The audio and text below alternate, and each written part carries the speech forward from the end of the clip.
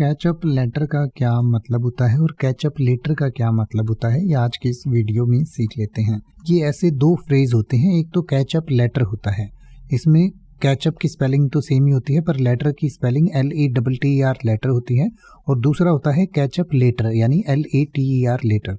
दोनों का अलग अलग मतलब होता है, तो मैं आपको दोनों का मतलब बता देता हूँ।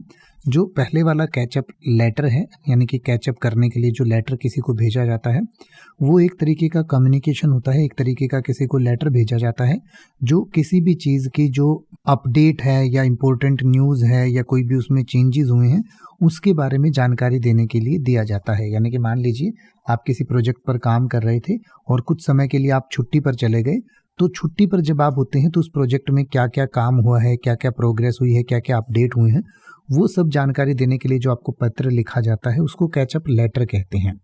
और दूसरा एक फ्रेज होता है कैचअप लेटर। कैचअप लेटर का मतलब होता है कि बाद में मिलते हैं या बाद में बात करते हैं। तो इसका मतलब ये होता है कि बाद में बात करेगा सामने वाला आपसे, यानी कि catch up letter is a casual phrase used to indicate that the speaker will reconnect or meet with someone at a later time.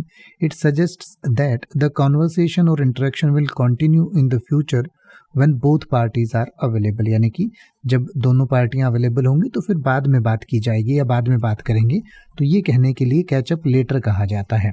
तो इसके लिए कुछ एग्जाम्पल सेंटेंसेस भी हमने आपकी स्क्रीन पर दिए हैं जिन्हें आप पढ़ सकते हैं और इसको और बेहतर तरीके से समझ सकते हैं। तो कैचअप लेटर और कैचअप लेटर में आप कंफ्यूज मत होइएगा।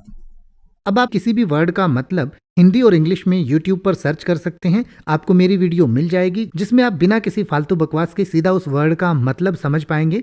तो ऐसी ही वीडियोस को देखते रहने के लिए चैनल को सब्सक्राइब करें और बेल आइकन को प्रेस करें।